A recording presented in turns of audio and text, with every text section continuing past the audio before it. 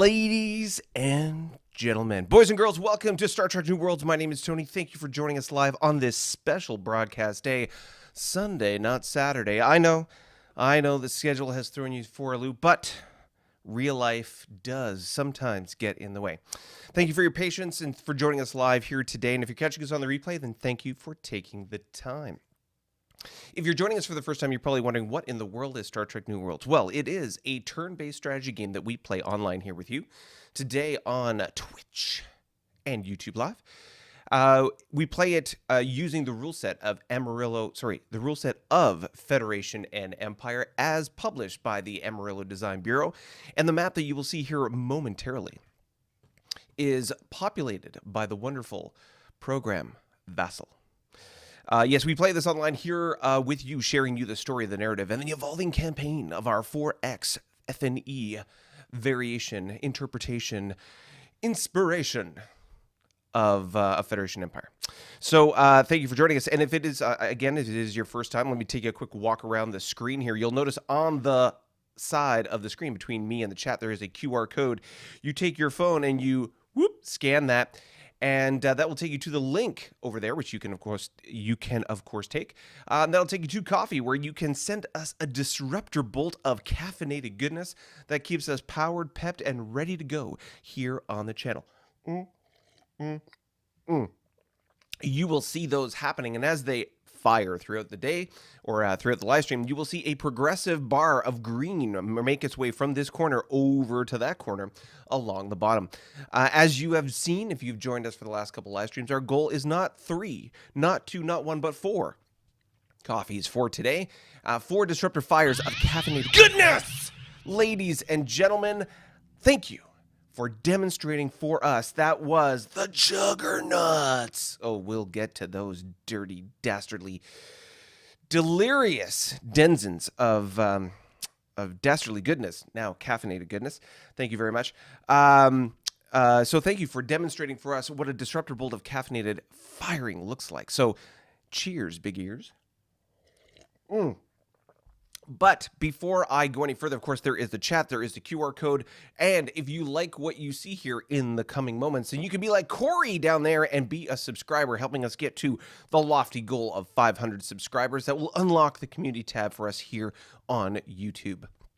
So, without any further ado, let's dive into the exciting and delighting things that are going on today in the Galactic news.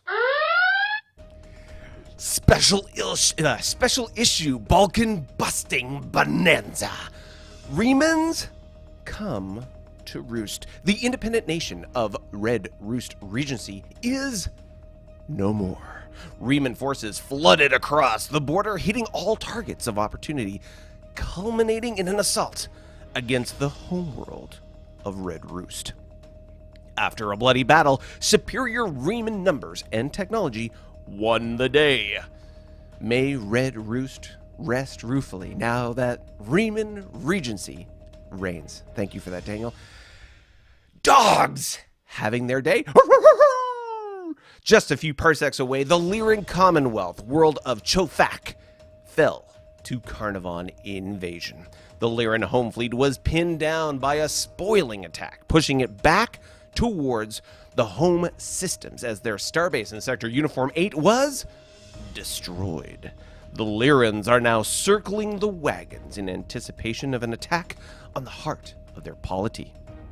In this contest of cats and dogs, Carnivons contest the cats' claims of Commonwealth, and the dogs dare to dive deep into the defended domain.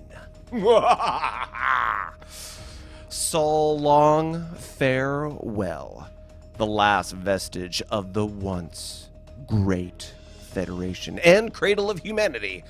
The Soul Confederacy has now become the farthest outpost of the Klingon Empire.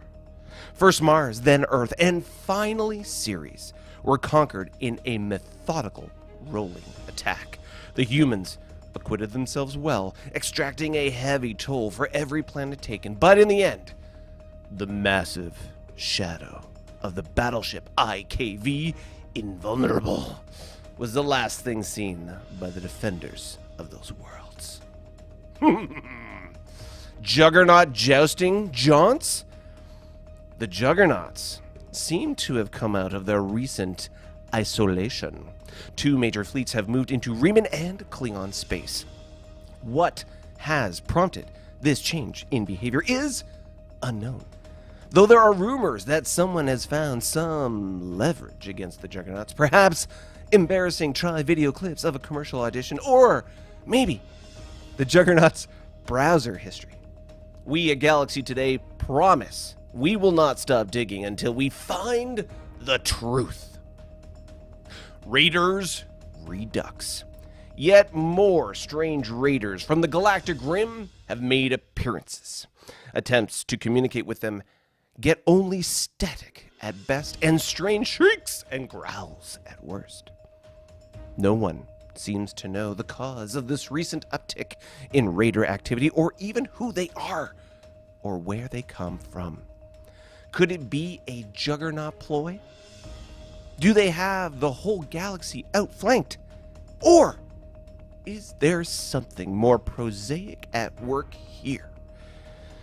Thus far, the Galactic powers have been unable to conjure cogent comprehension or create a credible contravention counterplan. Curious. Thank you, Daniel. And that has been your Galactic News. Wow, the alliteration really blows me away there. Yes, our good GM Daniel does his best to try and tongue-tie my my vocal performances here, but I think I came out on top, at least this time around. Certainly not always, but we do what we can. All right. So as you heard, there is some exciting and delighting things happening around the world, or the galaxy. Lots of combat, some interesting moves by the AI, and some enticing interventions, some kind of interference from the outside. So we'll see what is going on. But without further ado, I will jump into the chat real quick just to say hello, and then we shall dive into the map and get into the nitty-gritty of what's going on. All right, so Bill was talking to Wayne, talking about the family stuff. Yes, just as an FYI, birthday in the family, so the birthday party was on Saturday. Unfortunately, it conflicted with the normal broadcast time of this show. So I weighed the pros and cons. Family first, or this community. Now, not to say that this community isn't important as family, but my wife has a more lethal impact on my existence than you do, so you know how that went. The Gorn Harmony, Bill says, powered up and ready to fight. Yes, we've commenced our caffeine power-up. Thank you to the Juggernauts. And, of course, the coffee link is there. Here we go. Pew, pew, says Daniel. Our GM. Tony Dance. Yes, if you haven't already seen it or you missed out on the introduction, I like to dance and warm up and get us ready to go. And, of course, if you're sort of a normal YouTube viewer, but you don't usually watch live streams, the reason why we do that sort of 2-minute introduction, there's 2 reasons. One, it allows you to have time to get the notification that we've gone live and, of course, join us so that you don't miss anything. And when it comes to the sort of notifications that go out on YouTube and sort of prompt people to let them know that this show is live, it's nice to have a couple minutes there to make that happen. So we do the sort of the intro video. You see the CGI wonderfully created by Paul, part of our community here, and we do that. Now, is that best practice going forward into 2023? I do enjoy the CGI that Paul puts out, and of course, we want to create a platform to publish and pronounce from the hilltops the good stuff that Paul can do. But we're looking forward to creating some more animations and refresh that intro into 2023 here. So be on the lookout for our new animation intro. All right, so Paul, speaking of which, is here in the house. You can't be petty. Hello all, greetings from Earth, says John. Ooh. And of course, big slow target is in the house. Me and my bad German accent. Okay, we have reached double digits now. The magic number 13. Ooh, right at the 13th was an interesting day. Okay, let's roll into the goodness of the map and figure out what's going on in the universe. All right, welcome to turn 99, 0, getting so close to 100 of New Worlds. All right, let's start off with our EP summary and fleet cap. Let's start with the money. Honey, the Carnivons are at 47.5, continuing to climb that economic ladder. The Gorn holding steady at 6.3 total EP. The ISC knocking on 60's door with 59. The Klingons, oh goodness, with the conquering of the Soul Confederacy have, wow, really laddered up to 86 EP. Wow. The Remans, not to be outdone, have climbed their own economic ladder and are now at 74.5. Wow, in the number 2 economic spot. The Romulans, at 53.5, and rounding out the top 3 of the economic players in the game, the Tholians at 72.5. Ooh, all right. Well, that's a lot of money. It's interesting to note, at least from the economy stuff, the sort of the delta, the difference between the top and the bottom. And as we go on in this game, how that sort of spreads. And of course, you know, conflict and wars and various other things that are going on. But it's very interesting to see sort of how the extremes of that sort of statistical curve start to broaden out. Interesting. All right. Let's get into fleet cap. The Carnivons are at 104 ships in their fleet. That's 104 with 289 attack factors, 451 defense. Now, compare that to their total fleet cap being the measure of the total defensive factors of all the ships they have. That is the reason why that fleet cap number is so important, is because based on your economy, there is a total number of fleet cap that your economy can support. That's what the fleet cap number is. So, you can compare that number with the total defense factors to see how much or how many potentially crippled ships there are in the fleet. If you see a difference in that number, you can see, or you can assume, that there are some cripples in that faction's fleet. So you can see here 451 total defense factors for the Carnivon with their fleet cap of 467. Obviously a couple cripples in and around. The Gorn are at 99. Ooh, 99 ships right on the cusp of the century mark there, with 254 attack factors. Interesting. 426 defense factors, and their fleet cap is at 429. Very close. The ISC also at 99 ships, 326. That's quite the difference. Sorry, Gorn at 99 and the ISC both at 99. There is almost, well, I guess a 75 or 70 point difference between the attack factors of the Gorn and the ISC. The ISC have 326 total attack factors, 479 defense factors with their fleet cap at 481. The Klingons are at 117. So it's interesting to note the sort of the compression or the reduction of the difference between fleet numbers now. So the Klingons are at 117 total ships in their fleet with 387 attack factor, 456 defense with a fleet cap of 513. Yeah, there's more than a couple cripple ships in that fleet. The Remans still leading the pack with 148 total ships at 443 attack factors. They are miles ahead of everybody else. 569 defense. Now, get this. 569 defense. Their fleet cap is 636. So, yeah, they got a few cripples to deal with. The Romulans, 75 ships in their fleet with 262 attack factor. Interesting to note, The Romulans have 75 ships compared to the Gorn, 99. Yet their attack factors of their ships is higher, 262 versus the 254 of the Gorn. So 262 attack factors for the Romulans, 417 defense with a fleet cap of 420. So there's just a little bit of cripple or something going on there. The Tholians in the number 2 spot for total ships out and about.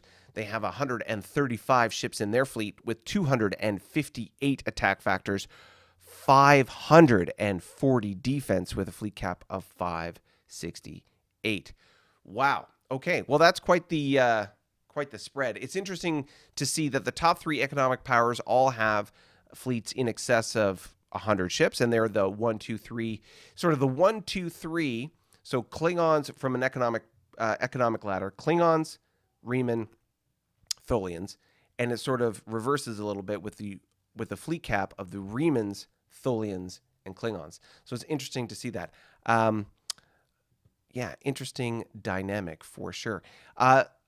There was a point when I think it was You Can't Be Petty was doing a quantitative analysis of the changes in attack and defense factors and fleet caps, and sort of the difference over turns and who was ranking better when it came to total ships, total attack, total defense factors, and so on. It'd be interesting to see that happen again. Just throwing that out there. You can't be petty. All right, let's talk about the exciting and delighting affairs that happened in the Balkans this turn. So let's start with the Red Roost Regency. Thank you, Daniel. And the attacks of the Reman Empire. So you can see here at the very top, the Red Roost Regency has fallen. Triton Fleet with its commander, Thomas the Tank Engine. Thank you. I feel like Lemon and, what was it, Tangerine need to show up here for those who have seen Bullet Train. All right, so Triton Fleet is sitting there on the capital of the Red Roost Regency, now under the command of Thomas the Tank Engine. You can note that there is an interesting movement of ships. I kept talking about before the sort of the contest for the Lyran capital, and you can see here that there is a tug with a KRMM, so that's basically a Mauler cruiser hull for the Remans. It's sitting here just outside the border of the Lyran Empire, and it's looks like they're going to either be extending or building a base. We also have the exploration ship here, the KD-3E. That's a W-era cruiser, just exploring and, you know, working its way through all the fog of war hexes in this area. And of course, the other exploration cruisers here, or survey cruisers that are doing the same. It'll be interesting to see how quickly the Remans build out their infrastructure to get supply into this area, assuming that there is still a contest for the capital of the Lyrans. Speaking of the Lyrans, let's talk about their most recent adversary, the Carnivon. So you can see here the Carnivon, in the Balkans anyway, have taken this colony ship, and they've got a resource here. They may be dropping it there, I'm not sure. Maybe they'll use it as a point of supply and go for there. So the colony ship will basically turn a resource into a colony, and then you know, it's a supply point, and they can use that to expand their borders. Obviously, on the southern part of this little pocket, they've doubled down on the exploration survey cruiser, large exploration freighter, and a small exploration freighter, with a tug here doing its business, probably either providing extended supply or about to build a base. One or the other, excuse me. We also have Topaz Fleet here with the base and a couple of other ships. Ooh, look at that. We have a M-era cruiser, light cruiser, a couple of YFS, a former Lyran WCA joining the fight, and of course a drone bombardment cruiser. Let's take a quick look at Topaz Fleet. Boom. Oh, goodness.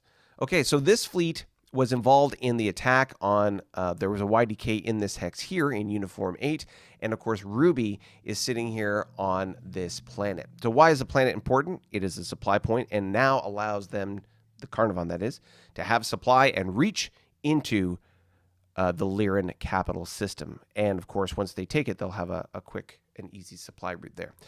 The Topaz Fleet is, like I say, they have some elements here that were crippled during the fight. So we got 4 crippled cruisers, a crippled destroyer, but other than that, they look like they're in pretty good shape. One interesting note, and while I don't have the details of how it all panned out in the combat, we've talked about these drone bombardment ships that the Carnivon have for quite some time. They used those drone bombardment ships in their combat against the base. And so when it comes to drones, drones are basically space missiles, and there is a tech tree associated with those. And depending on where you are in that tech tree, those missiles move slow, fast, or otherwise. And if they move slow, or you are sort of early on in that tech development, you can only really use those missiles, those drones, to attack static targets like a base. When they get more advanced, then they're like heat-seeking missiles, and they can go after sort of very much Star Trek 6-esque, you know, that firing that heat-seeking torpedo. They can go after ships. So in this context, in the battle against their YDK, the Lyran YDK, the Carnivons employed drone bombardment to destroy that base more quickly and effectively. And very interestingly, you can see here that there wasn't a lot of crippling damage that was done to the ships. I mean, yes, they crippled 4 cruisers and a destroyer. I don't know how many ships they may or may not have lost, if any. But I was told that drone bombardment was used in this particular combat, and seemingly to good effect. Let's take a look at Ruby Fleet. Ruby. All right. Well, here we see we've got a crippled frigate, but other than that, we've got 5 Y frigates, a CL, 3 CLs, and let's just stack those so it's a little easier to look at. So 3 CLs, a commando cruiser, and a YCC. Keeping in mind, of course, that all of these ships have heel nippers. Heel nippers basically are a 1-point directed damage weapon that once Burr gets above, 6, I think? I'd have to go look that up again. But once it gets above, it's got to be 6. I think it's 6. Anyways, once Burr gets above a certain number, then they can use that heel nipper for each end they have in the combat force. That's 1 point of directed damage that they can inflict on any one target. So that's fantastic. They were able to take and hold this planet, like I said, giving them supply to the Lyran capital. And of course, we still have Olympus Fleet here. Let's take a quick look to see if there is any change in Olympus Fleet, because I have noted that these AIs are building stuff when given the chance. Okay, so Olympus Fleet up in the corner here. I don't see any new ships, but we've got a DN, so Dreadnought, 2 cruisers of the M era, CAMs, 2 strike cruisers, M era, 2 light cruisers, M era, total of 6 frigates, M, 2 scouts, and then a couple of Y ships here, a cruiser, a strike cruiser, and a light cruiser. On the actual hex, they've got a total of 8 planetary ground bases, which each one of those planetary ground bases brings 1 point of EW, which could get to a point here where they're going to provide a 2 EW shift in combat, which, you know, that's not nothing. And of course, they have a YDK, which has its own EW effect as well. So just on a totally passive perspective here, they've got 9 EW that they're pumping out. Yeah, that's going to be a hard fight, especially with those ships. But with Topaz Fleet there, and of course these other M ships to support, will the Carnivon be able to take it? Only time will tell. All right, let's take a look at the Gorn little pocket of goodness here. So we have Vengeance Fleet and Mobile Fleet. So there was a number of Gorn fleets that were sort of migrating their way up to this pocket. I was thinking, perhaps you were thinking the same, that they were going to use these fleets to maybe push into this Lyran pocket, because now we have potentially a contest of 3 factions for the Lyran capital: the Carnivon, the Remans, and now the Gorn. So you can see here the Gorn have they have a base, so they are also within striking distance of the Lyran capital from a supply perspective. Interesting. So they have a CL here with a W era frigate and a diplomat, which is interesting. We also have Vengeance Fleet, Mobile Fleet. So let's take a look at those 2 fleets as they're sort of coming into this area. All right, I'll pop that over here. So Mobile Fleet is the one at the very top here. We've got 2 W era destroyers,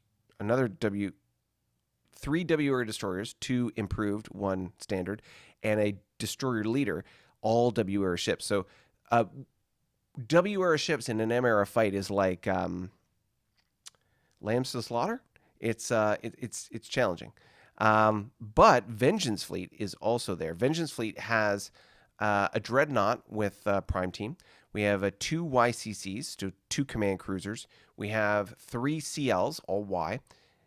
A total of 4 destroyers and 4 frigates and a commando cruiser. So it's certainly not a nothing fleet, but with these 2 fleets combined, the question would be, would they be able to have enough punch to outpunch the Carnivon? I don't know. I'd be interested to see how that goes down.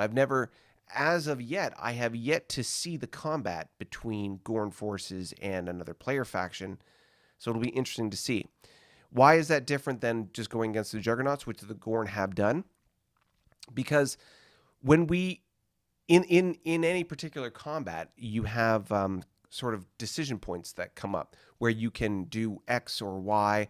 You write your intent or instructions to the GM on how you're going to fight that battle, and every player has a different sort of aptitude or skill level or level of detail that they put in these orders, these instructions.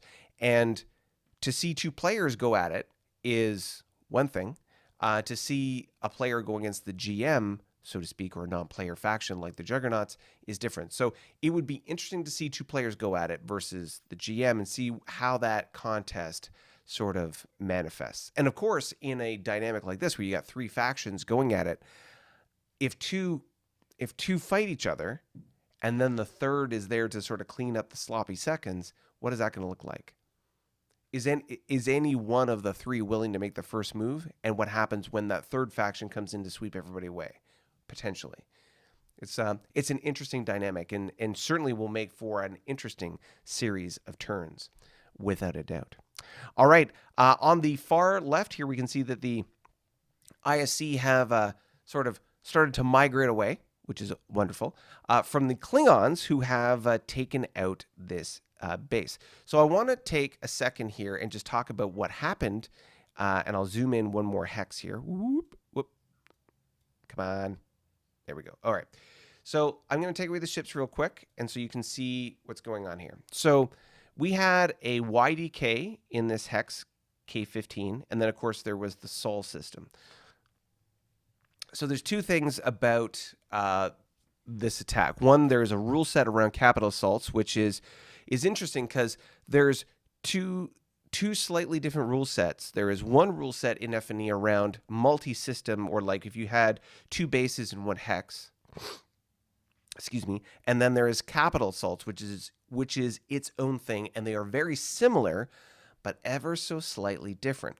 And so while I don't feel confident enough to be able to give you all the exact details. I'll give you a broad overview of what the capital assault systems rules are like and how they're a little bit different. But I promised you I will come up with a more detailed instructional video tutorial around capital assaults specifically because I think it's worthwhile, and especially in a game like this, it's a valuable little nugget to know. But when it came to the progression of getting to the capital, something came up that I thought was very interesting. So we had, in the previous turn, we had a YDK in this hex where the H is, excuse me, and a large home fleet, a fleet of ships, and I think there were approximately 16 ships there. And there were a handful of ships, maybe 5, on the capital. And so the Terrans, or the Federation, went first, and then the Klingons. And I was assuming, or I was leaving the option open, that the Terrans or the Federation would try and pin me and prevent me from getting to the capital system. Fair. So I had a combination of ships in the area. I had a couple little ships here on this base here. I had a bunch of M-era ships that needed repair that were right here. And long story short, I had 18 total ships that could reach this hex just by itself. And then, in addition to that, I had 2 battle groups, the B-10 battle groups here that were sort of in the Savannah hex that can make their way to Sol, or the capital. And because there was a limitation on how many ships could go a certain distance, because the ones that were here, they were M ships, could go 1, 2, 3, 4, 5, 6. They could only really reach K15 or Sol. They could go one or the other, but they couldn't do both. And then the ones in Hunter's Pride, 1, 2, 3, 4, 5, 6. They could have sort of flown over K15 and gotten to Sol, but I was just focusing on trying to put enough ships on K15 to pin all the ships there and then bypass those ships with my big battle group with the battleship and get to Sol and just decimate Sol. So my approach versus something that came up, my approach was to move the groups in 2 separate groupings of ships. The first group move into K15, pin those ships if they were still there in position, and then the second group try and get past moving through J15, then K16, and then into Sol. So like doing this up, down, down, down, and then up again. And one of the things that came up, lesson learned, was that instead of doing it that way, what I could have done is I could have moved all the ships from this YDK up to K15. And then all the ships from Hunter's Pride, leave as many ships as was required to pin everything in K15, and then whatever ships weren't then otherwise required could move on to Sol, bringing more ships to the Sol fight, or the capital assault. And in hindsight, that would have been better because despite the fact that I had 22, I can't remember the exact number, but I had over 20 ships going into the capital system. The Federation had, between bases, like YDKs, planetary ground bases, and fleets that they had there, they put up quite the fight. And I crippled a boatload of ships and lost quite a few. I lost quite a few in the fight. So just by coincidence, we were able to run the capital assault in real time. And so we did it with the battle mat, and I think it would be useful to do a play test or playthrough, perhaps as part of the tutorial, as a demo of what a capital assault looks like. Because going through it, there were some interesting command decision points where I was able to choose to cripple or destroy certain ships in a way to deal with certain amounts of damage that allowed me to perhaps be more effective in any particular battle round. It's the difference between playing it in real time versus playing it sort of by mail, which is sort of the constraint that we face sort of in our the way we played this game over the internet. So anyways, long story short, what I learned was I should have written my orders around moving the ships there in a different way to allow just enough ships, just enough, but not more, to stay on the base, the YDK that was right in front of the capital, and then move the rest of the ships, allow the rest of the ships to move on to Sol for capital assault. Now, because I had M-era ships and the big battleship and everything, I was able to inflict far more damage on Sol, and I won that combat. But I think I lost 8 ships. I lost 8 ships in the battle, and I crippled a ton. How many? Well, let's bring back the ships and look at that stack. I got a D4 here. Could only go so far. And I've got a total of 1, 2, 3, 4, 5, 6, 9 crippled ships. Now, the D4N was crippled before, but so that's 6, 3, 5, 6, 7, 7. Math, Tony. 6, 7, 8. There's 8 ships. There we go. 8 ships are crippled, and they could only get to there. And then there's another 1, 2, 3, 4, 5, 6, 12 ships here. So that's 20 crippled ships, and I lost 8. So that's 28 crippled ships total, and some of them destroyed in that battle, which is nutty. Just absolutely nutty. Because, of course, I was fighting with M ships and some big hitters versus Y ships. And I would think, you might think that would be way in the favor of the M ships, but as has been proven in this particular battle, granted I had numbers versus the Federation, the Y-era ships combined, especially with good defenses like planetary ground bases and docks or star bases, can really put up a good fight and really knock down any attacker that's coming in.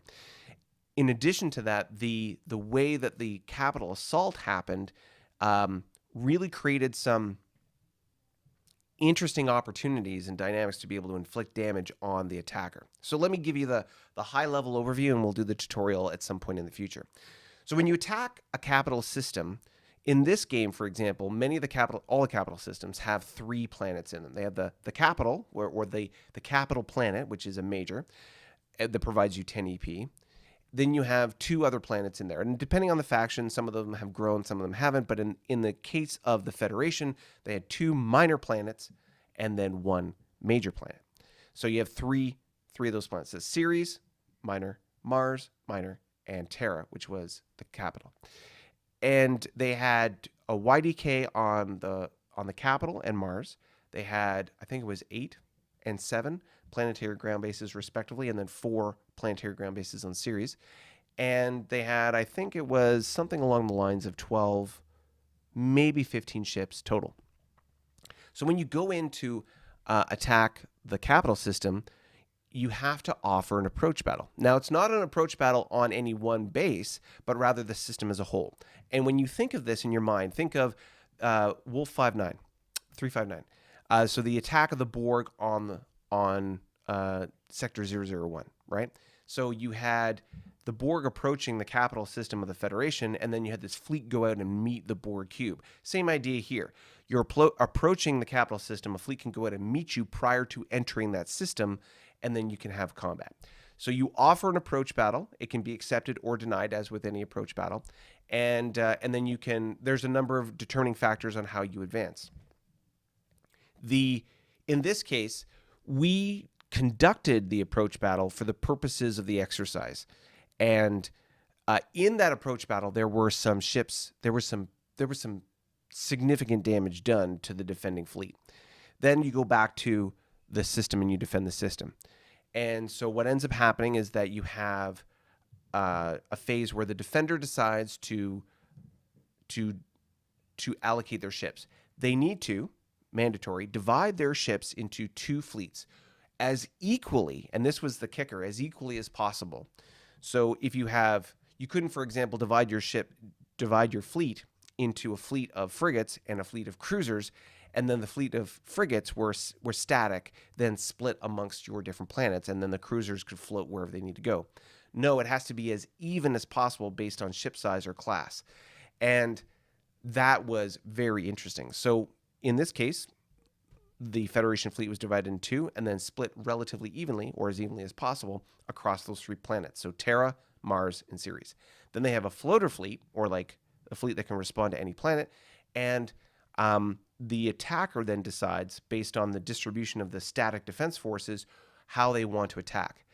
They can divide their fleet in as many as there are planets, battle groups, to attack all planets concurrently, or 2 at a time, or only 1 at a time. It's up to them. They decide how they want to do that. And then the floater fleet can then move to defend any one target they want.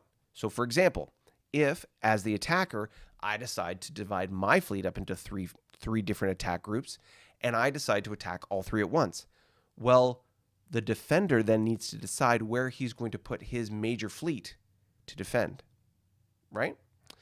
And I'll have to revisit the rules to confirm this, but you then conduct a battle round for each of the 3 battles, or the battle hexes. And if memory serves, it happens 1 round at a time.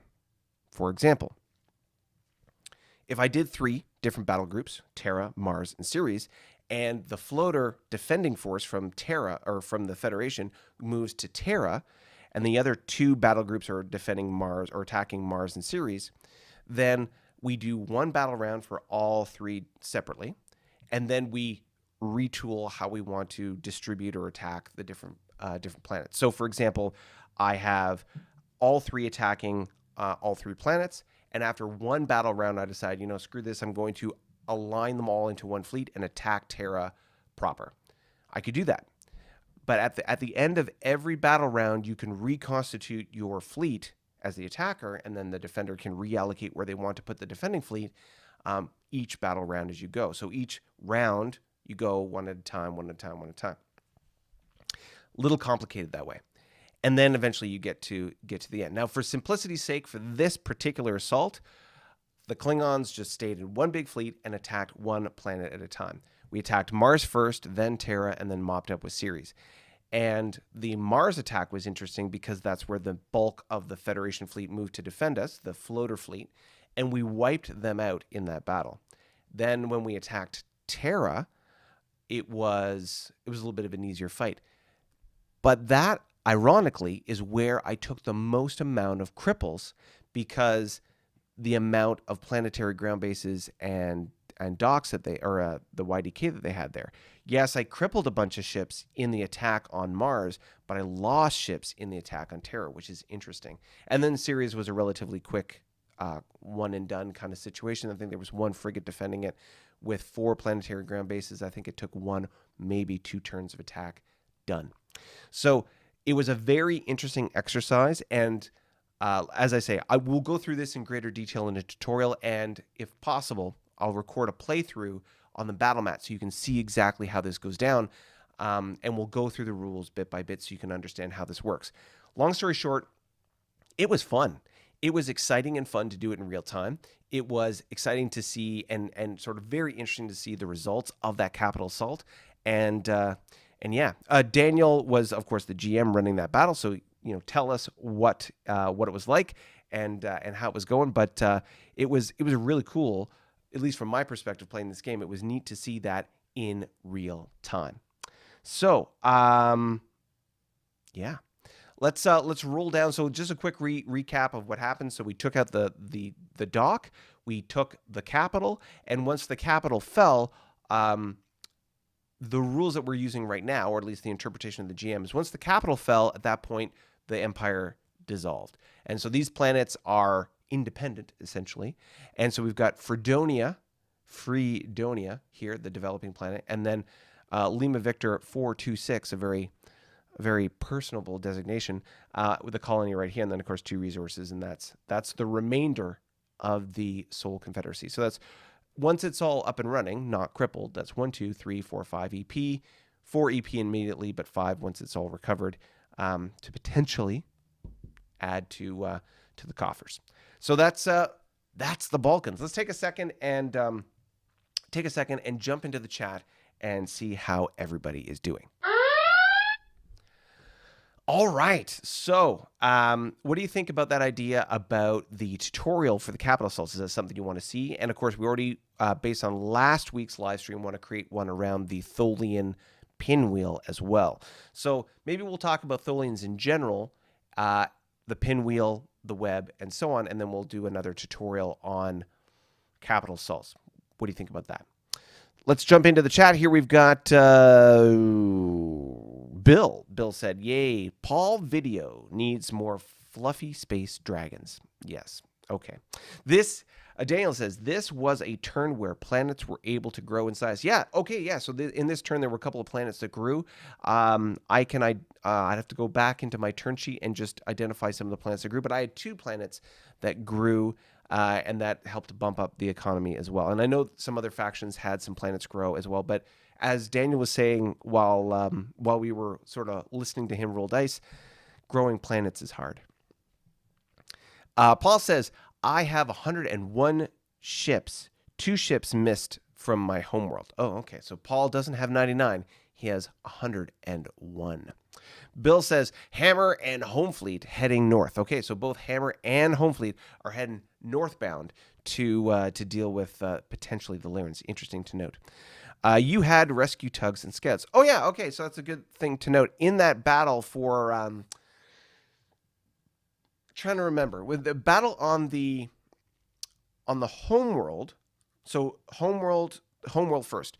In the battle on the homeworld, I didn't have any rescue tugs, but I did have scouts. I had 2 different scout ships. I had the D6E, which is a survey ship. It also has EW capabilities, and then I had an F5MS, or F5SM. So basically an F5 scout. The F5 scout can do 1 EW. And the 6E can pump out as much as 4, I believe. 4 EW? I'd have to go check. Default 1, potentially as much as 4. But we were looking at the EW numbers. So if you remember from our combat tutorial, we talk about EW. In that calculation, when you have 2 factions that have EW, so when you have a fight, there's 2 calculations or 2 kind of off the bat assumptions you make. 1, does one side have an EW unit and the other one does not? If one does and the other one does not, you automatically get just straight up a 1 shift, a -1 shift. Done. But if you both have EW, then it changes, and you have to go to this table where you calculate Newt. And I give you the acronym for Newt in that tutorial. Check it out to know what that means. But basically, you have to have a difference of 2 in EW to get a shift. So when I had my EW units just producing some EW, it made it more challenging for the Federation to produce a die shift on their Burr table or the damage that they were inflicting. And because of that, it forced them to reduce the combat effectiveness of their units, because as you pump up the EW in your different power levels, your attack factors go down. So I believe we got the base, normally in the YDK, normally an 8 attack. I think we got it down to 2 for it to produce its maximum amount of EW to create that die shift. So it was really interesting to see that dynamic. And then when we were attacking the YDK just on its own, we also had a rescue tug. So we had an EW unit, which basically negated the EW shift, and we used a rescue tug. So in the rescue tug, we allowed, I think that was the one with the D6E, actually. Yeah, so that was the one with the D6E. And I, in order to resolve some of the damage, I actually crippled the D6E at one point and used a rescue tug to rescue it. And it's a little dicey, because when you're rescuing a cruiser tug rescuing another cruiser hull, there is an actual die roll, and you can fail it. And if you fail it, you lose the ship. And exploration ships, survey ships, are expensive ships. They're like over 10 EP. So it was a little risky to do that. But I needed to make that decision in order to resolve some of the damage and reduce the amount of cripples I was getting, whereas I can just repair that ship at, obviously, the YDK and base that we have. So all that to say, it was a very interesting and dynamic fight, again, with EW and rescue tugs, and, of course, all the combat around capital assaults and things like that. So very exciting. Eugene, do you have police ships? I expect that they would be a free, they would be at Free Donuts Planet. I have never bothered making police ships, because in previous games, police ships were ships that you could call up when required, when you were attacked, but they weren't necessarily ships you would build and sort of put into your fleet. As I understand it right now, and we'll have to have a discussion and confirm it with our GM, I believe you can build police ships, and police ships do not count against your fleet cap. So I'd have to talk about that with the GM, but I've never even gone down that road, because it's just taken forever to, by the time police ships become available, their stats versus the other ships that I have available, it's not worth taking the time to build them, and the berths, the slots that it takes to build them, it's just not worth it. I'd rather build other units like scouts and things like that. So that's the E4s right now. All right. That's essentially, yes. My E4s are great little ships. I love them. All right, let's roll into the discussion of some of the other factions, specifically Big Red. All right, so we got Big Red here, Big Red being the Tholian faction.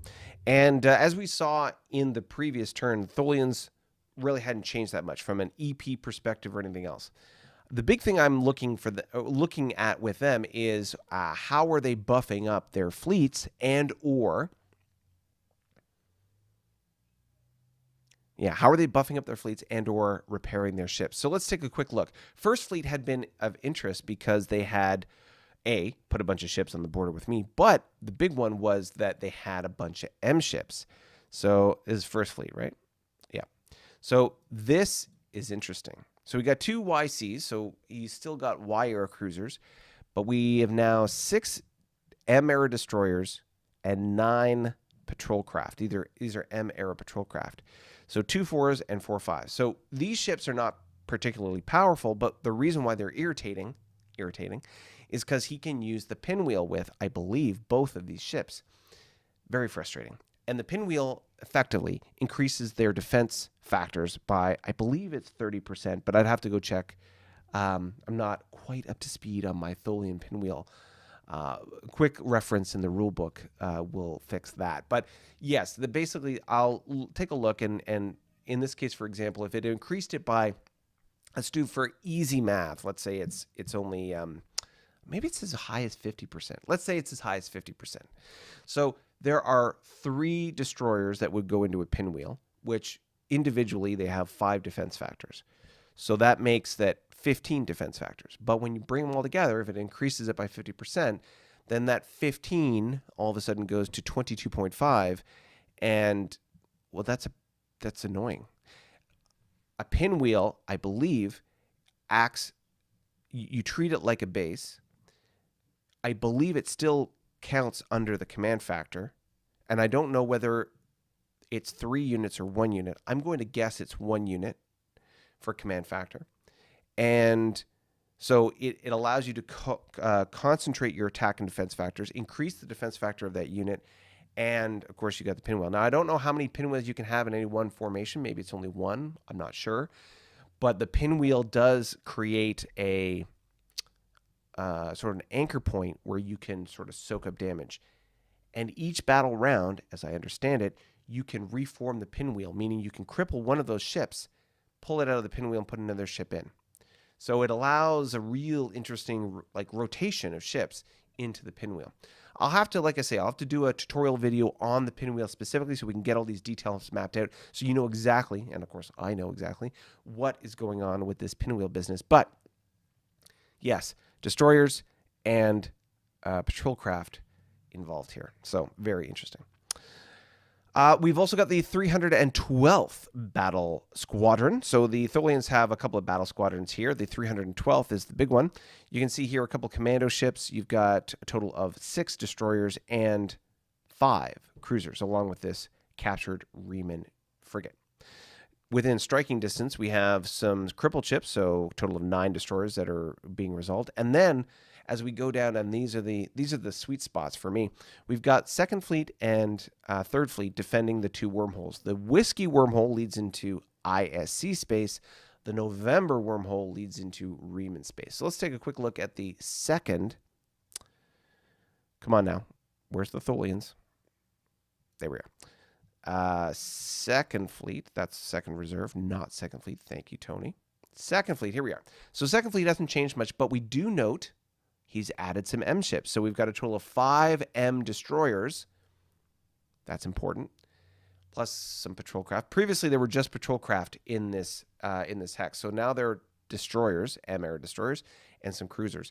Let's take a look at the Third Fleet. I bet you we got some of that too. Oh, interesting. So Third Fleet's got nothing. Remans, I tell you, man. Oof.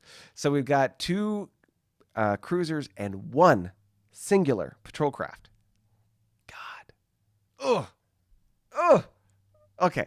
So there's nothing other than, of course, a YDK. There's a YDK on both these, but there is a more sizable fleet on the second. Very little on the November wormhole. The M-era ships on the Whiskey. Very little on the November wormhole. Very interesting. However, within striking distance, we've got Home Fleet, and let's take a look. I bet you Home Fleet is a repository of some good stuff. So we got a bunch of patrol craft here, a total of 27 patrol craft. Well, okay. And 6 destroyers and 5 cruisers. So there's definitely a lot of ships around the homeworld. They can definitely use to defend against an attack if something comes through the November wormhole. But those patrol craft, I mean, it's basically just noise that you're throwing against a fleet like a Reman fleet, who would just come in and just pound the bejesus out of you. Just saying, if that was the case. But I digress. We've also got, just as a reminder, we've got the Juggernauts on this side. Now there has been no movement from the Juggernauts when it comes to the Tholians, probably because they haven't been poking the bear at all. So Brockie fleet. This is interesting because we don't have as player factions supply to the AI Juggernauts. Normally, and technically, there is a Juggernaut base here, and the Romulans have supply to it. So normally, in our supply rules, you have traders going back and forth, and it would open up the map with regards to supply there. However, if the GM, and I'm assuming this is the case, is doing a very particular thing with the Juggernauts because they don't need trading with the rest of the galaxy. They are isolationist, xenophobic, and they will destroy anything that comes near them. So they're not sharing their supply network. Interesting technical detail. So if that is the case, then we don't have any intel on what's on the inside of their map. Therefore, this fleet here, because there is no ship and or base within sensor range, 2 or 1 hex from this base, we can't tell what the actual composition of this fleet is. If we look at minor fleets, we can see the Brachy fleet is supposed to be a cruiser, light cruiser, 3 destroyers, and 5 frigates. But is that really what's there? Because we don't have any ships that can see it. In previous games, when you were outside of sensor range or you didn't have supply to be able to get the intel about ships, you did not have up-to-date information, and you'd have to move closer to figure that out. So that's one thing to think about.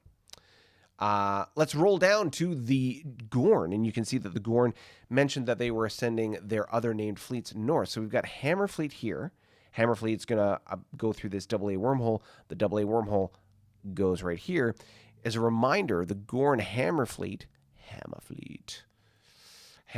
has 2 CAMs and a CLM. So some of his M-era ships. So a couple of M-era ships going through this wormhole right here in there, and away we go.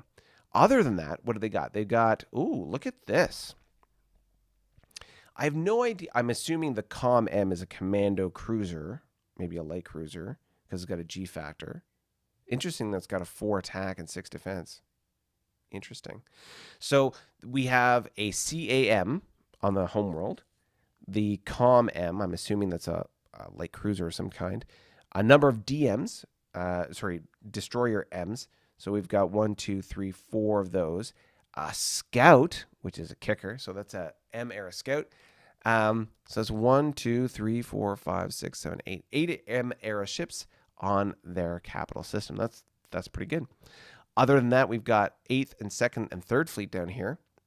Let's just take a quick look at 8th. Is there anything of note here? Oh, interesting. 2 M-era cruisers, M-era light cruiser, and 4 M-era destroyers.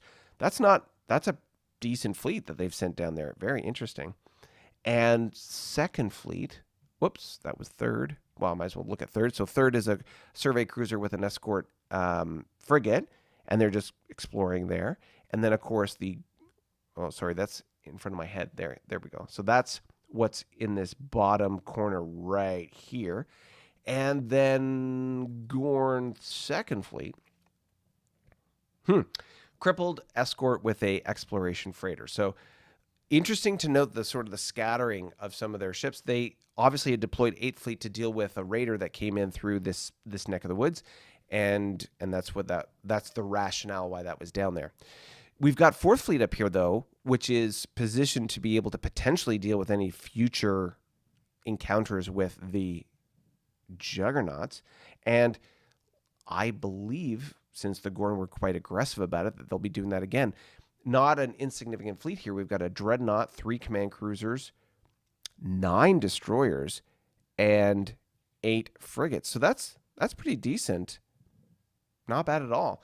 And it'll be interesting to see. I expect that they will find a 1, 2, 3. I expect they will find another base, another star base. I believe, what was it? So Charlie 28. So 1, 2, 3. Yeah, I believe they'll find it in Zulu 29. So if these ships continue their exploration, they will find another base here. And then we'll have to see what happens. I believe there's a base here in Zulu 29 and then another one in Charlie 31 as we get closer and closer to the central hub of Charlie 28. Interesting. All right, as we scroll down here, I will move my head to the other side so that we can talk about Les Romulans. Let me move out of the way here so we can see this little rogue person from the Rim. So this raider from the Rim, the LAC, has been crippled by surrounding fleets, and I imagine will be destroyed shortly. But I imagine it went and had a little tussle with the Romulans being not too friendly about that. We've got 9th Star Legion. Ooh, look at that. None of these ships are crippled. This is WEM and then a snipe. That's probably what was there. And then, of course, we've got 16th Legion in the vicinity as well. Let's just take a quick look. 16th. So they probably encountered 16th Legion, and the SSN took a crippling damage there. I bet you this was a small-scale combat encounter, and so that's why that resolved in that way. Right. So that's that. As we look at the top end here, you can see, of course, we've still got, this is the wormhole that leads into the Carnivon homeworld. No big change that I can see here. Romulan 4th and 5th Legion are the two legions on that hex, and I don't see any significant change in the fleet composition there. You can see here still sort of the lower grade M era cruiser that they have, and of course they've got 6, 7 frigates, a commando cruiser, some command cruisers with the Kingbirds, but then just 3 M era cruisers there. Nothing too crazy going on here, but they do have that troop transport, which is, kind of a telegraph. We also have a slight reorganization of some of their legions here. We see 10th Legion. Let's take a look at what's in 10th. Okay, so that's just a YWB and a YSN. I have a sense that 10th is coming back to the homeworld for upgrades. And of course, we've got 1st and Expeditionary Fleet, which are the sort of the two big fleets that are in this area. Expeditionary Fleet. Yeah, look at that. We've got a total of 5 snipes, a Pelican, which is a survey ship, also has EW, a tug, 2 QEMs, which are M-era cruisers, and then command cruisers, KEMs, which are the Kingbird. And those are in Expeditionary Fleet up here. And then 1st Legion is, try that again. There we go. 1st Star Legion. Same idea, basically. Same distribution down here with 1st Star Legion. 2 command cruisers, 2 cruisers, we'll call it it's a M-era cruiser, just not upgraded to the Q or the King. And 5, 6, snipe Bs versus snipes, it's just a slight different attack versus defense factor. The Bs are better. So we've got 5 of the Bs, 1 of the As, and then a scout there as well. So this distribution of ships is very defensively positioned. And of course, I think we still have those 2 upgraded Dreadnoughts. Are they in home fleet? Romulan home fleet. If you remember from last week, they had 2. There they are. 2 M-era Vultures, which are potent ships. Very powerful vessels. And then, of course, 3rd Legion, is there as well. 3rd Legion being, look at that. 4 KEMs. Those, I'm assuming those WEMs are going to get upgraded, and then WBs, and wow, okay. The Romulans are doing a fair bit of business upgrading their stuff. Let me slide my head over to the other side. And let's take a look. In the bottom section here, nothing too much going on.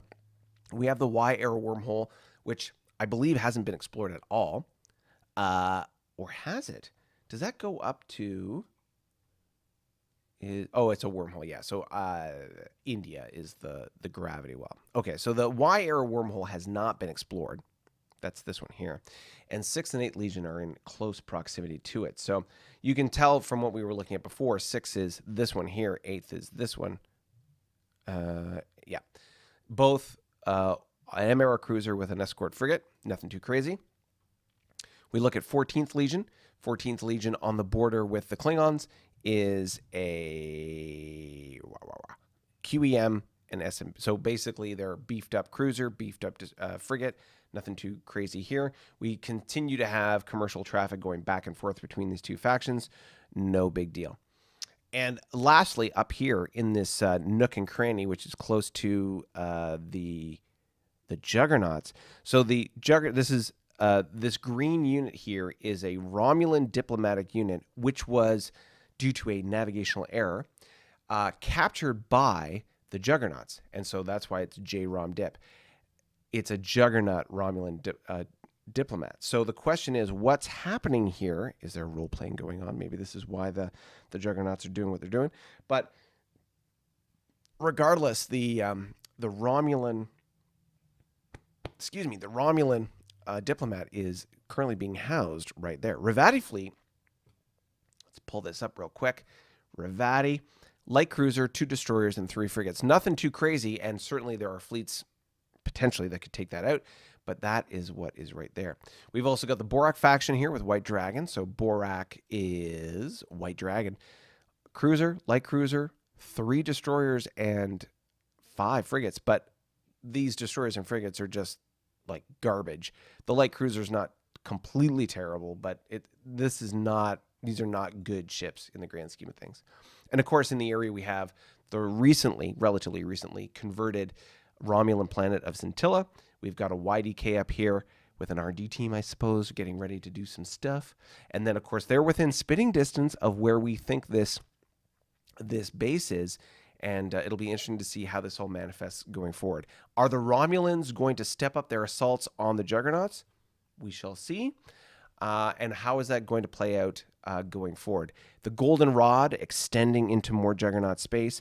The Romulans, the Tholians, the Gorn coordinating their activities towards the attack. I don't know. We will have to see. All right, let's take a second and jump back into the chat just to see how you guys are doing. And woo, there it is. All right, let's go back into the chat and check in with you before we talk about Les Klingons, Carnivons, and the other members of the Faction of Four. The Four Powers Alliance. Yeah, okay, so let's talk about Chitty Chat. So, Eugene, howdy back. I guess that's the free donuts planet joke flopped relative. Yeah, it flopped. Relative to the police ship question. So sorry. I caught it, Bill says. Com is the commando cruiser, Bill says. Yes. Okay. So, real quick, I'm going to take a quick swig to wet the whistle. We're an hour in. We've got the Big Red, Gorn, and the Romulans covered. And now we're going to roll into the Klingons, Carnivon, ISC, and Remans. Is there anything that you guys are interested in now that we're in the new year and how we're going forward? There has been a particular spark of interest, uptick in subscribers recently, so thank you very much for everybody. If you haven't already considered, then please consider being like Corey down there, hitting the subscribe button. If you haven't already hit the like button, then please tickle the YouTube algorithm in just the right way. We like it to smile and think kindly of us and promote us across this platform. And, of course, if you are interested in participating, playing, and getting involved in this community, we have a Discord channel where we talk about the narrative, the story, the background of what's going on in this game. We also chit-chat and sort of throw banter at each other in a very sort of friendly way. We have that Discord channel. If you want to join us on that channel, then you can head over to that coffee link, and there is the Coffee Discord tier of support that you can click on, and then, of course, that'll connect you to our Discord group, our Discord community, and you can participate and join us with what we are doing. We are also...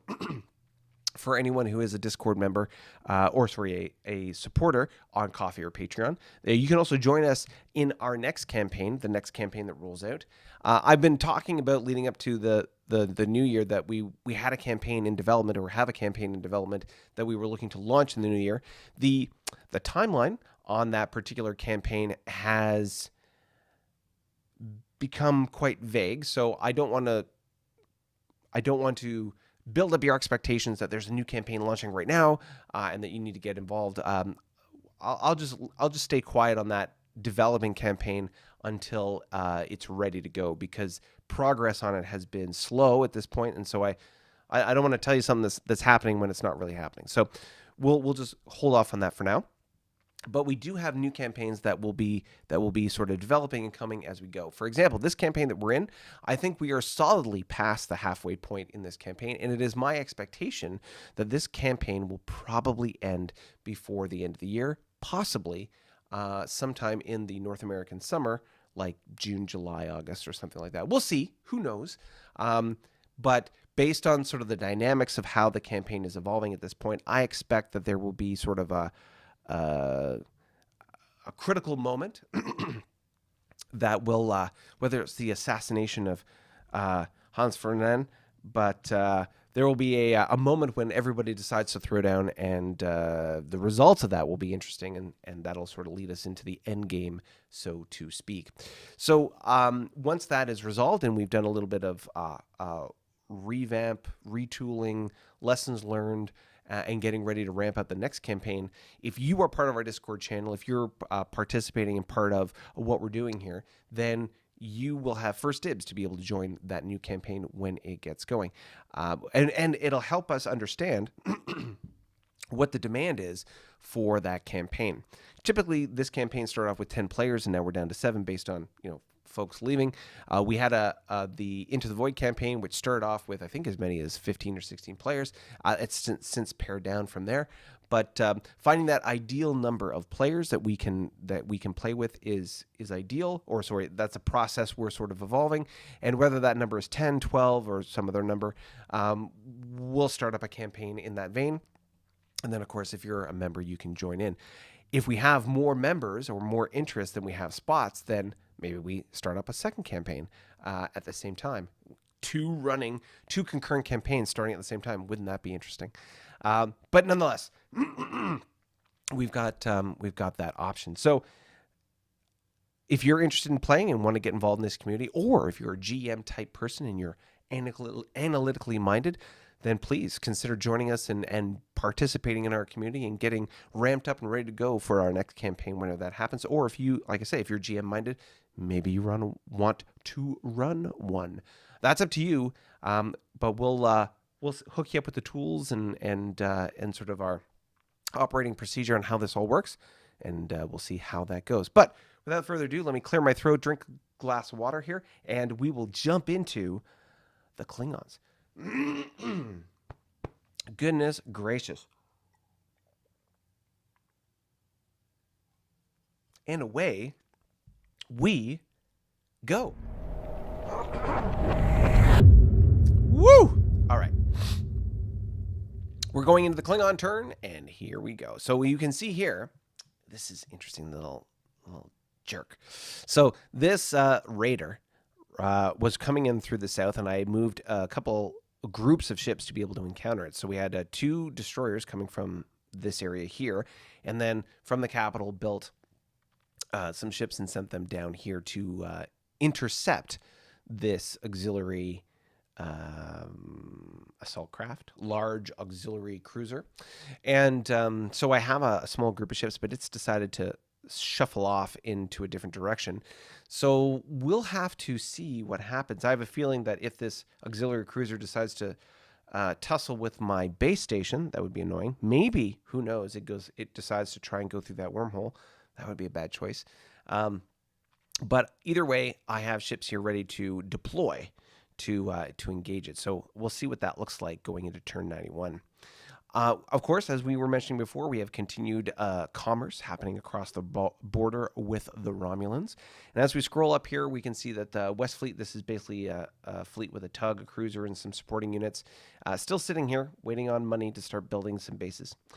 While it's waiting, we have an exploration cruiser doing its exploration business, trying to explore and open up the Fog of War hexes. And of course, here we have 2 bases that have been built with supporting tugs, and we have an exploration cruiser opening up the Fog of War, and of course Green Fleet here, which is from the Klingon perspective. Green Fleet is blue, green. Here we are. Green is, we'll put that up here, is a combination of 5 D6 cruisers and 8 plus 4, so 12 E4Ms. Ready to tussle and do what they need to do best. We've got the sort of the corridor opened here to be able to talk to the Orions, the Borak, and of course the Juggernauts. So how is that all going to work out? We'll have to see. Interesting. Romulan 12th Legion. Let's just take a look. What's Romulan 12th Legion? Oh, YWB, crippled YSN. Interesting. Okay. So the exciting thing is this. Without this, oh, that's not the button I wanted to press. This is going to suck for me. Lasath Fleet is the assault dreadnought, which is a mauler. It has 18 attack and 16 defense. That sucks. But as if that wasn't enough, they've got 2 light cruisers, 4 destroyers, and 6 FFs. That's 10, 12 GWR units, plus this battleship, freaking dreadnought, mauler, BS. Good God. I don't think, and they move first, so I don't think there is any possible way this YDK survives. Nope, I don't think so. All these ships have got to withdraw, retreat, get the bejesus out of there, because this fleet is going to decimate this YDK. That's particularly annoying because that YDK is the connection point to, and I should have sorted this out in advance, but that is the supply connection to these two bases here. Now, these two bases still have access to these two resources, and like things will still be in supply. However, it's incredibly annoying, and it interferes with my plans. So that is irritating, to say the least. But I'm going to, without a doubt, lose that YDK next turn, I expect. And it's frustrating because, of course, that's 20 EP of investment, and it is very annoying. Next time, lesson learned, put some ships behind it and protect that bad boy. But, yeah, I mean, the best I can do is do what I can to try and damage that fleet. I don't think I'll be able to do it very well. We'll see what happens. Okay. That sucks. Speaking of which, there is also Algeti fleet here, which is coming out of the woodwork. As per our news, highlighted news, we've got Algeti fleet coming in. Algeti is a cruiser, CL, 2 destroyers, and 6 frigates. So it's not a small fleet either, but it's certainly more manageable than what I'm dealing with. And of course, we've got a series of, I don't know, would Pacific Fleet be enough to stop it? Reman Pacifica Fleet.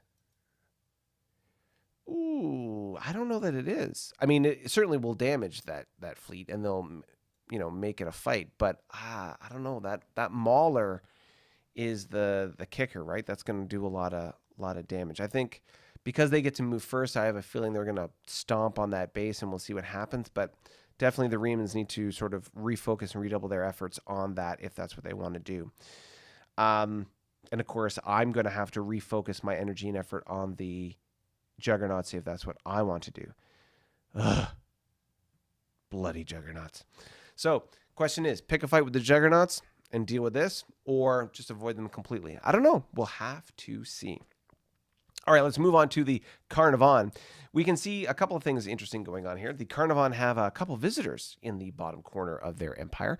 Some auxiliary cruisers have shown up in their space and could potentially drop onto this colony and cause issues. As you can see, they've deployed some ships into the area. Wolfpack 1 is ready to rock. Carnivon. Wolfpack 1. Boom. Wolfpack 1 is a command cruiser, drone bombardment cruiser, destroyer, and 3 frigates in combination with the frigate, tug, and YSR that are there. Certainly enough to be able to deal with these two bad boys. But the question is, they move first. Will they get to this planet? Or will they go here first and cause issues? Only time will tell. But that's not the only issue they've got in their backyard. They've also got this. It's a monster. It looks like a planet destroyer, but we'll have to see what happens. Planet crusher. We'll have to see what happens, but certainly this planet crusher could go somewhere and do something. Whether that's going to be pop this base or engage some other folks around here, we'll have to see. As we've noted, the R&D team from the Klingons has arrived on the Carnivon capital, and collaborative R&D has begun. Home and Diamond Fleet are defending the Carnivon home system. There's Home Fleet. And Diamante fleet, here we are. So these two fleets combined, you can see we've got a combination of DNs, 3 of them total. The Hydran one specifically being a 6.8 versus the 5.8s of the Y-era DNs for the Carnivon. We've got a command cruiser, a cruiser, 2 cruisers combined. Quite a few of these drone bombardment cruisers. There's 9 there and 2 here, so that's 11. Then we've got, and they're 4 or 5 ships, so they're not nothing. We've got destroyer, come on, 1 destroyer, and a total of 6 drone bombardment destroyers in both fleets. And then we've got 4 plus 6 is 10, 12 frigates. So quite an interesting combination of ships defending the home system here. And of course, in the Carnivon home system, just as a reminder, we've got 7 planetary ground bases, a YDK and a base, and 2 and 2 respectively. So there's quite an interesting combination of ships here. or defenses, I should say. We already talked about the Balkans with the Carnivon, but this is basically the north of their empire is looking rather sparse. And as we scroll up into the ISC, interesting to note, so I missed this last time. There was a new wormhole, you can see in the top right corner here, new wormhole that popped up right next to the one that leads into the Balkans. So this wormhole, uniform, is the one that pops into the Balkans.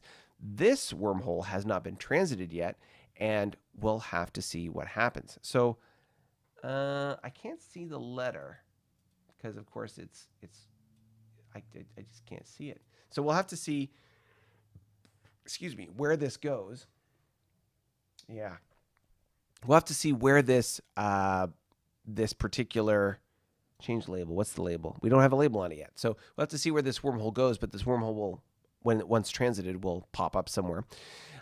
We also, so just looking in the former Gorn pocket here, we can see that Justice Fleet is sitting on top of this India gravity well. India gravity well, as a reminder, is from the, sorry, it's not the India, it's actually an L, lowercase l. It's this gravity well from Romulan space that pops into ISC space. So they've got Justice Fleet sitting on it. Justice Fleet is, you can see here, Justice, right here. CC, 2 CAs, collection of CLs, 6 of them, and 2 destroyers. So enough to be able to sort of plug the hole, especially with the Romulan fleet composition. But that's what's sitting there. So we got Justice Fleet there, 4th and Enforcement Fleet sitting on this planet as a backup from whatever might possibly come through there. We've got a couple of destroyers sitting here with an exploration. Or no, that's an assault freighter. Oh, interesting. Okay. Truth Fleet continues to escort Strike Fleet on its way. You can see Truth Fleet here is a combination of a Dreadnought with a Prime Team, a CC with a Prime Team, a CA, 6 CLs, a Commando Cruiser, and 2 destroyers. So they're escorting Strike Fleet to this wormhole to go through. And then, of course, Order, Integrity, and Providence. So Order is right here, CA, 4 CLs, Justice, right? Was it Justice? No, Providence, excuse me. Providence is a CL and a bunch of DDs, 5 of them. And lastly, Order, or I did Order, didn't I? Yeah, I did Order. And Integrity. So CC, CL, and Prime Team. So nothing too crazy here, but they are building a base, and there's a tug, and there's a couple of CLs and FFs just randomly scattered there. I imagine this will go up to a YDK at some point to help plug that hole, and we'll see what happens. So the combination of getting this Strike Fleet to and through that wormhole is sort of the journey that they're taking. Other than that, we can see that there are quite a few raiders popping into the back corner of ISC space. It seems like they're getting worse and worse and worse. So we've got an auxiliary battle cruiser, a large auxiliary cruiser, and a small attack auxiliary assault freighter. The names of these escape me, but nonetheless, this is quite a combination of ships, and it's not nothing.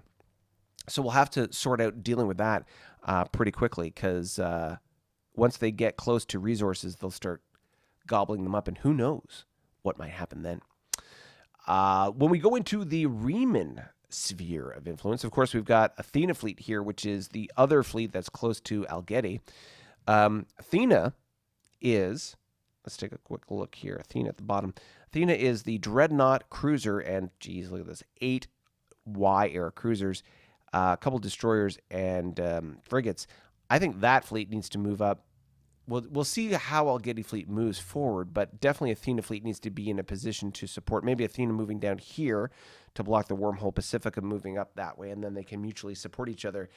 But Algeti is definitely something to deal with sooner rather than later, and you definitely want that 10 command factor, and of course all those cruisers, to help deal with this GW threat coming through from the fog of war. In addition to that, we got Cerberus Fleet there. So let's take a look at Cerberus Fleet, because I haven't looked at them in quite some time. Oh, that's just a couple of destroyers and frigates there. Nothing too much, just to be able to support, perhaps, defending that base. As we scroll up, of course, we've got a smattering of ships and bases shared between these two factions, because, of course, close allies that they are. The big thing that really, as I slide my head over to the other side here, the big thing really to talk about with the Remans, again, was the Red Roost Regency, and then the push on the western side of the map here into the Lyran Commonwealth. So, oh, and of course, look at that. We have, I forgot about these guys up here. We've got an auxiliary cruiser, 2 of them, one crippled, one not. And of course, we still have second fleet up here with the Borak. Oh, let me see. Borak, where are you? Borak, second Borak fleet. Oh, look at that. DN, CA, CL, those are decent ships. But the DDs and the FFs are just garbage. 10 of those, 3. Well, so a little planet here, which I think would be valuable to take at some point, obviously. And of course, it seems like all all 4 of the 4 powers have auxiliary or these space people coming in. We've got the Remans, got their little pocket up here. The ISC have the ones just above my head. You can see there. As I slide my head over to the other side here, you can see that of course, the Carnivons have their visitors over here. And of course, as we were talking about with the Klingons, we got our visitors down south. So we've got all the 4 powers have theirs.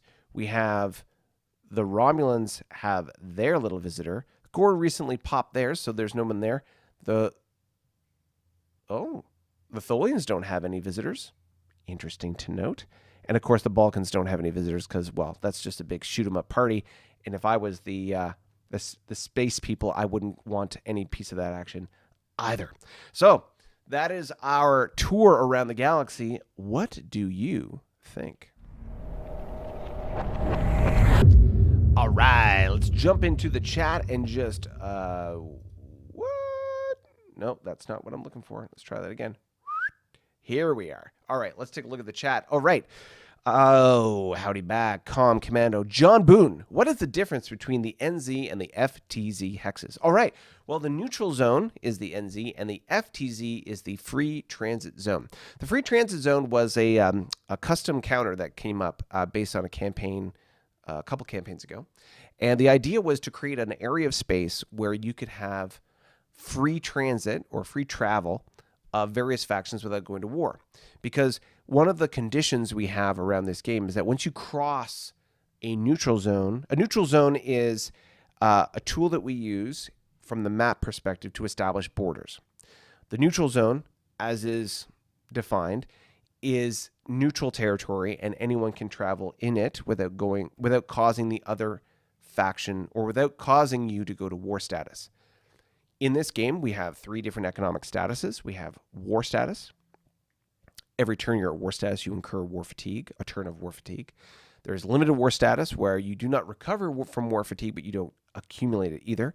And then there's peace, which is for every turn at peace, you recover half a turn of war fatigue.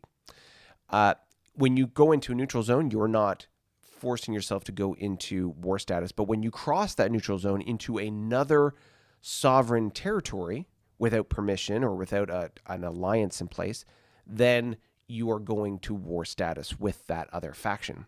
The free transit zone was a way to create blanket area space that would allow for transit without going to war status. So it's not a neutral zone. It's really just a label to say no one owns this space and anybody can go in and out of the space regardless. Fair? So that's the free transit zone. And again, this is all sort of bespoke homebrew aspects of the rule set that we're creating around this gaming campaign. And that's where that comes from. Eugene, any negotiations going on relative to the extension of the Romulan-Klingon or the Klingon-Romulan border? A short answer is no. I think that is because the Romulans...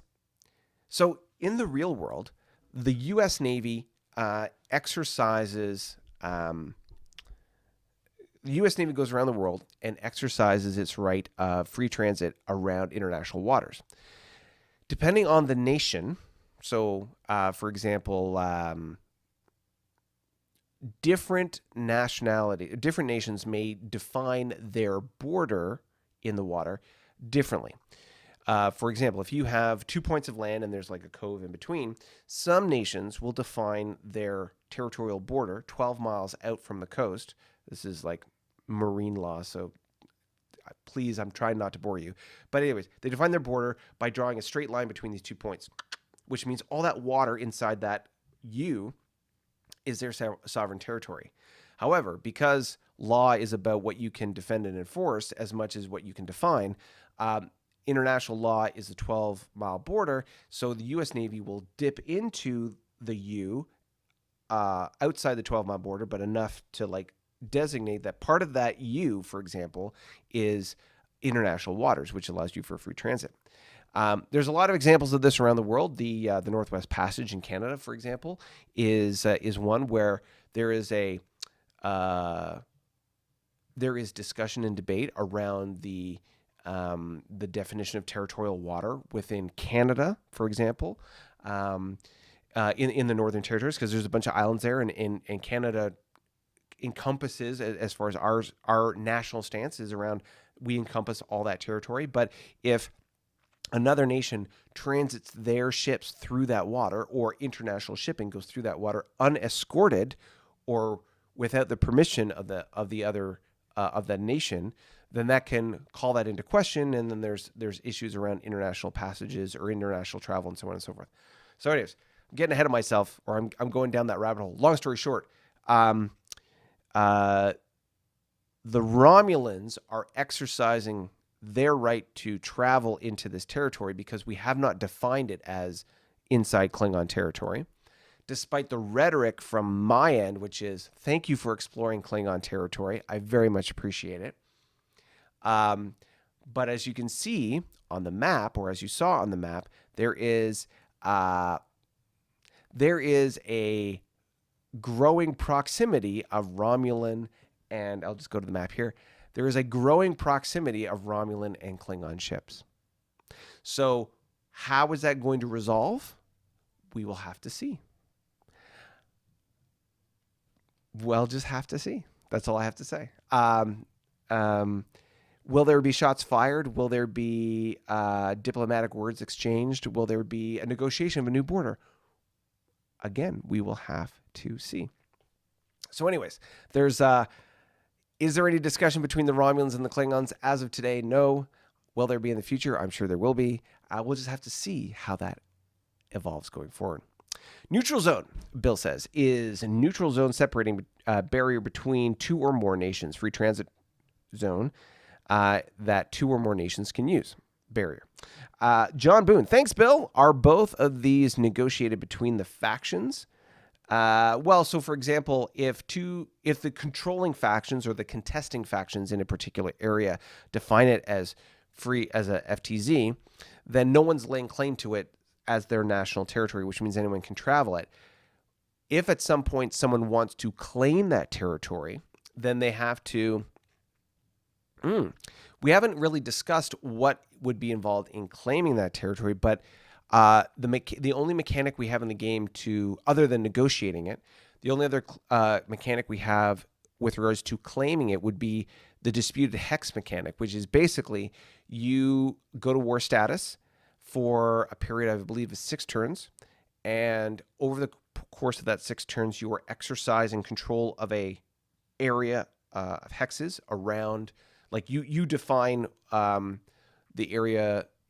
So the disputed hex mechanic allows you to enforce control in an area of control that you have within reaction distance, not extended reaction distance, but reaction distance of your units. So for example, if you have a series of units spaced 2 hexes apart, so one hex has a unit in it, space, hex with a unit in it, space, hex with a unit in it, then you can enforce a straight line of that neutral zone, or that's going to be the area of control that you're exercising control over. And the neutral zone would be the area around that area of control that you're. You know what? I'm just going to illustrate it for you. All right, here's on the map. Okay, let's assume for a second I'm going to move these hexes out of the way, and I'm going to use ships. Whoops, that's not what I meant. All right, so ships. Let's just say I'm just using these ships for the purposes of illustrating this point. Okay. So I'm the Federation, and I want to exercise control over these hexes. So assume that all this is, well, you know what? I'll just move it so that it is all black. Obviously, I won't be saving this map. All right. So I am going to exercise control over these hexes. And the hexes I can exercise control over are the hexes that I have immediate reaction zone into. That are all of these hexes here.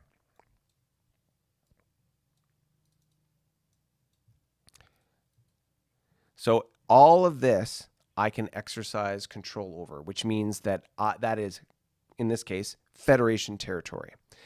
And if I want, and so I'm going to exercise that over the course of markers, where's markers? Markers. Miscellaneous pods. Yeah, trying to find the counters I'm looking for. Is it in minor? Daniel, help me. Where's the where are the markers for the neutral zone? You know what? I bet you I can just copy this. Clone. There we go. So, Control C. All right. So basically, what ends up happening is I populate, or I create a neutral zone after the end of 6 turns. I create a neutral zone around. Whoops.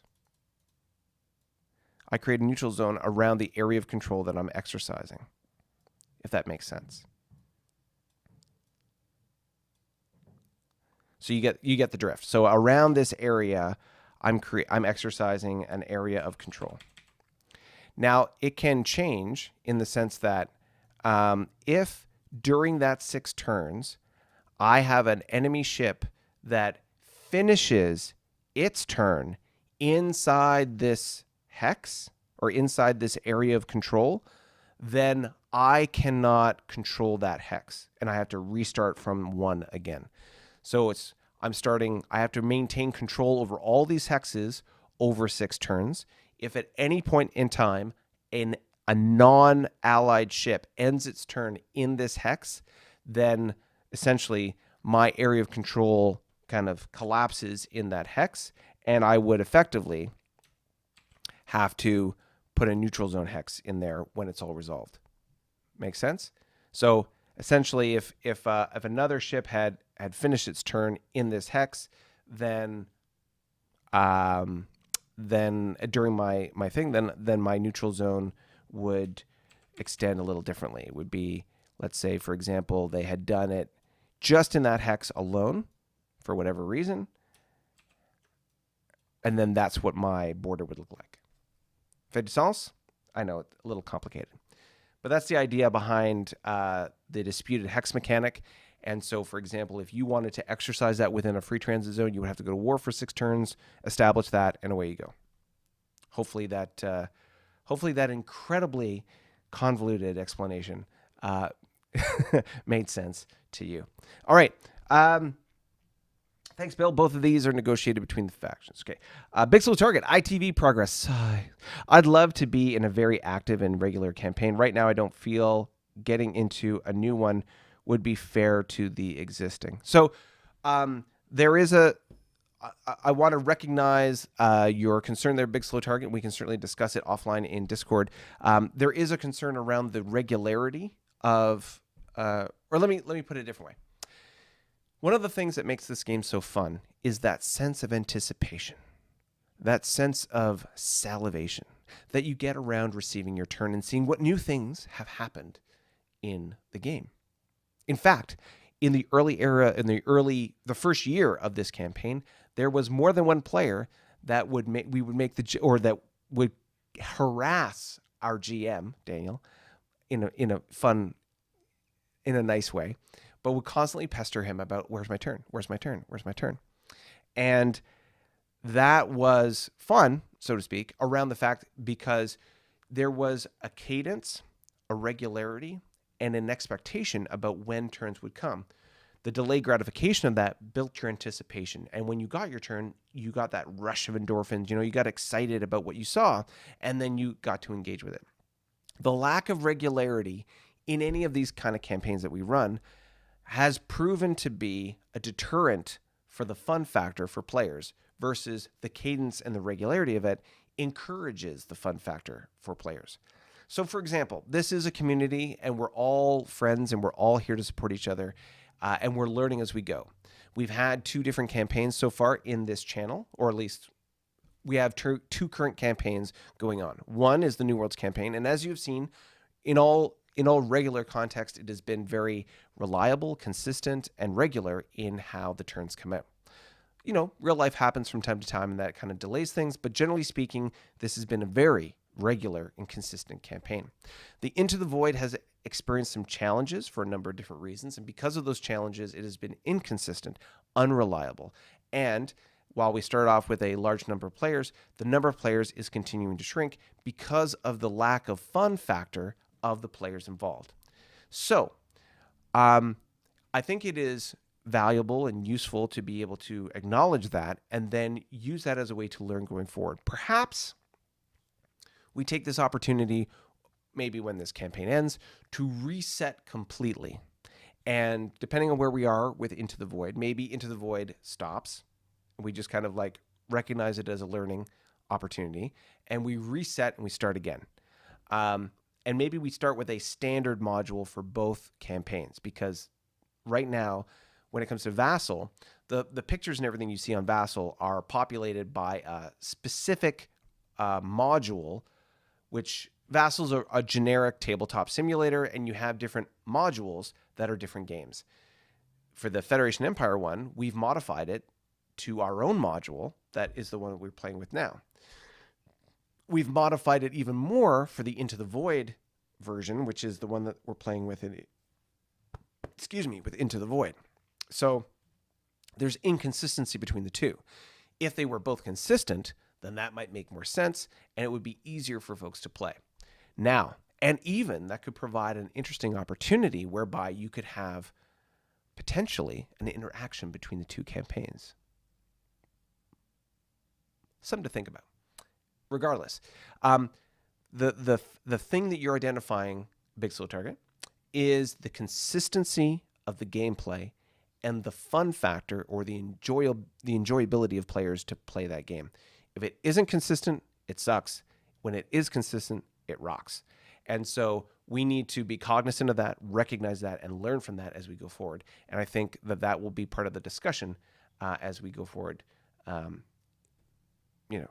mapping out these campaigns. So with that said, Big Slow Target, happy to discuss your specific sort of issues and concerns in a private, sort of offline, so to speak, online in Discord, but know what I mean, in a non-public forum. But as from a public forum, from me to the community here, to recognize you all, one of the things that makes this game fun is the consistency factor. It's important to recognize how important that is for the fun of the players and the GM overall. And so that's something that we, for those of us who are behind the scenes helping to coordinate and run these games, it is important for us to recognize and work to maintain that, because without that, we lose you as members of our community. And the whole purpose of us being here is to be able to be a supportive, collaborative community, enjoying this game and having fun as we go forward, right? All right. Bill, yes. John, down to who can prospect or not prospect the neutral zone. This is between players and the RPG element. Sorry, Big Slow Target. Waiting on money, Tony. How much more do you need? Plasma. Waiting on money. How much more do I need? Well, if you want to talk about money, honey, then please feel free to fire a disruptor bolt of caffeination goodness, because I can see that we are only at 1 coffee today, which, I mean, who am I to complain? Just the fact that we got any coffees today, thank you so much. But hey, 1 of 4, we're getting there. But if you are so inclined to support us in what we're doing here, help encourage us going forward, then please feel free to fire a $5 coffee our way. Well, it's $5, I think. It depends on where you are in the world. I mean, I think it's $5 US, but We'll see. But anyways, you go to that link there or the QR code and you can figure it out. It shows in your local currency, and then you can just fire a disruptor our way, and away we go. All right. So with that said, we are an hour and 46 minutes into this wonderful live stream. Hopefully I've answered all your questions. We've done the Turn 90 reveal. Looking forward to the exciting and delighting future that is coming forward. And of course, like I mentioned, I got a couple of video ideas that we've got to work on and create. The Capital Assault tutorial and the Tholian wheel, potentially the Tholian web. Maybe those will be 2 different videos, or I don't know. We'll see. Maybe they'll be part of a series. But either way, more tutorials that I've got to get organized around creating for you going forward. So other than that, any other interesting ideas that you have for videos that you want to see on this channel, campaigns that you want to see, and this is a good one, because as we get close to the end of the game, we'll be looking for feedback from players, and of course for you as viewers watching. What is it about this game that you have enjoyed? What would you like to see in the future? And what kind of game mechanics would you like to see changed going forward in the next campaign? So what do you like? What would you like to see added? And what is it about this as far as a game mechanic that you'd like to change? Keeping in mind, of course, that we use the Federation and Empire's rule set as published by Amarillo Design Bureau as the sort of the core structure behind like 90% of the rules that we use in this game. We have our own rule set that we sort of layer on top of that for the 4X component of this game. But generally speaking, the core combat and logistics and supply and all that stuff, that's all F&E. And of course, we're using that in this context. But you let us know what you like, and we'll sort of evolve the campaign as we go forward. But other than that, I just want to say thank you very much for everybody for joining us. If you stayed this long, 13 of you have, magic number 13, thank you for staying this long in the live stream. I very much appreciate your support. And thank you for joining us here on this special Sunday broadcast of Star Trek New Worlds. Next week, we'll be hopefully returning to our Saturday live stream. But if you want to know and not miss what's going on, be like Corey, hit the subscribe button, hit the notification icon, because usually the thumbnail will go up and you'll get the notification that the live stream is coming, usually on the Friday, that the broadcast is coming your way. With that said, thank you so much for all your support, all your help, all your ideas. And my last question to you, what did you think of this week's thumbnail? Answer in the comments below after this video is done, and let me know if you liked the sort of theme of this thumbnail versus some of the other ones that you've seen on this channel. What is it you liked the most about it? Or if you didn't like it, please feel free to sling some shade my way and let me know what you didn't like about this week's thumbnail. With that said, thank you very much, and I will see you next week. Bye for now.